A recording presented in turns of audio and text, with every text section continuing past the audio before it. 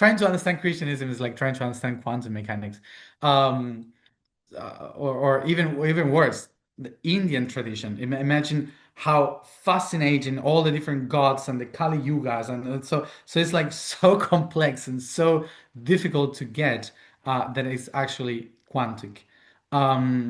Basically, throughout the entire universe, every particle has like this connection with another particle, which means that in terms of photons or in terms of protons or electrons or muons or quarks, uh, um, all of those particles, they have their twin somewhere in another place, and they can multiply themselves like many or also disappear from actually the structure of the universe. So it's something that we don't even think about because it's too complex. I don't know how to explain it. Even science don't know how to explain it. Like they're like, yeah, we know that this is happening, and sometimes scientists they try to make themselves like I know what I'm talking about, but I found amazing, for example, when I went to CERN in Geneva, and they are all like explaining how the function of the tapestry of the universe works and everything, but actually under the whole thing says we are studying time, but we still have no idea what it is. So it's like okay, perfect. So that was clear. Great. So when we try to explain these things, I'm trying to use words that are out there in the spiritual world, in the technological world, in the science world, but it's impossible actually to put um, to explain it in only one specific way. That's why I'm using many examples. So if in science it's proven that you have this interconnectivity that they know no one knows how that happens, and the actual answer is because there's no time and space, there's only here and now. For the universe, there's only here and now, which means that all the timelines and all the spaces are here and now. Uh, so that explains why myself can be connected with another aspect of myself billions of years in the future or the past in another solar system.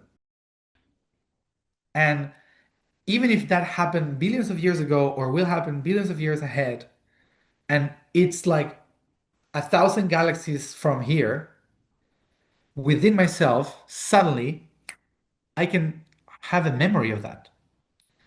I can I can even speak with it. So that's why when people start to connect to the network of the universe, you have like kind of two options. Or you become a conscious being or you become schizophrenic. So it's like, and even your chemical reaction in your body will be like, I cannot deal with this.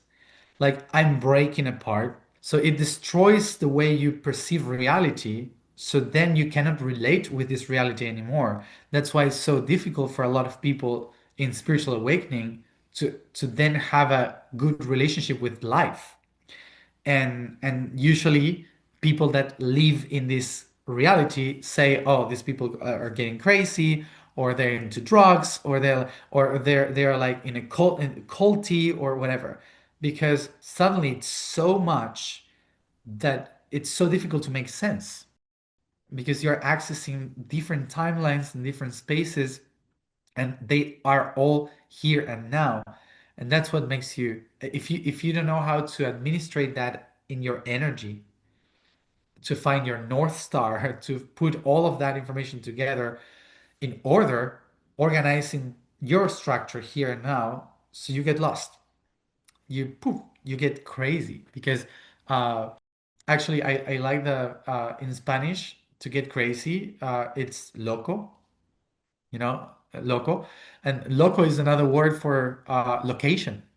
So when someone is crazy or loco, when you are not in your place, when you don't know where to be, so I think it's very important to understand that we are living many lives and many realities in different dimensions, in different timelines, in different worlds.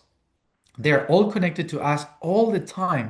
They're talking to us, or we are talking to them all the time, which means doesn't mean that we can hear them or we can or they can hear us. Uh, but all the signals are there constantly. So when you start to open yourself to that, suddenly you become a channel. And that's why we call it channeling. So so all these channeling things are all these signals of information that are trying to become us. Um, and we start to remember that. So, yeah. Yeah, it's really fascinating because you've also, I think I've picked up somewhere you said that like we use terms like Palladian, Syrian, Arcturian, and we use these labels a lot, but like they wouldn't call themselves that living on that star system. That's Oh, just our reference of their star system. yes. And it's really beautiful actually how some of these names come together. Like I think you mentioned one of them has to do with the doves around Taurus or something. Maybe you can, maybe I'll stop talking and you can Pleiades. explain it. Yeah, can you tell us about like, yeah, Yeah, mo most of the we call these people with the names that our ancestors gave to the stars that we perceive them from. So, right. of course, the stars of Taurus are not called Taurus. Uh, every star has its own name. I mean, no one calls Earth Earth. In other words, let's say. So they will call Earth in a different way for sure. Like I remember a name that we used to call Earth and was Angilusaha. It's a long name to refer to this world. Angilusaha. It's like packages of data of information that shapes the idea of what this world is. Um, so we call it like that.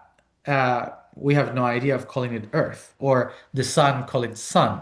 Of course, that was not the name of the sun. From our point of view, we name the beings from those stars just with names that we put. Like there's another. Well, there are two fascinating things.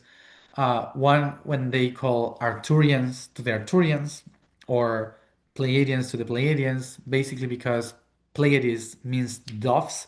They are the yeah, the pigeons that are around the bull in the fields, and these doves are actually like for the Greek tradition they were the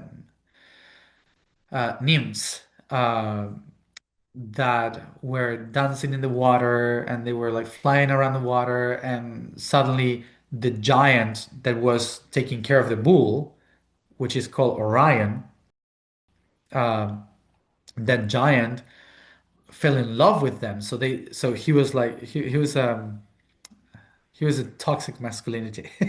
So he was prosecuting these virgins around the world with the bull. So that's Taurus, Orion riding the bull with the two dogs of Orion, which is the Sirius constellation. So that's why it's called Canis Major, Canis Minor. Canis because of dog, the can. So all of these names are not the star names or the being names. They are just how historically we call these places. Hey there, inspired evolutionary. If you absolutely love this, well, then here's a full conversation with this guest on the Inspired Evolution podcast. Check it out now.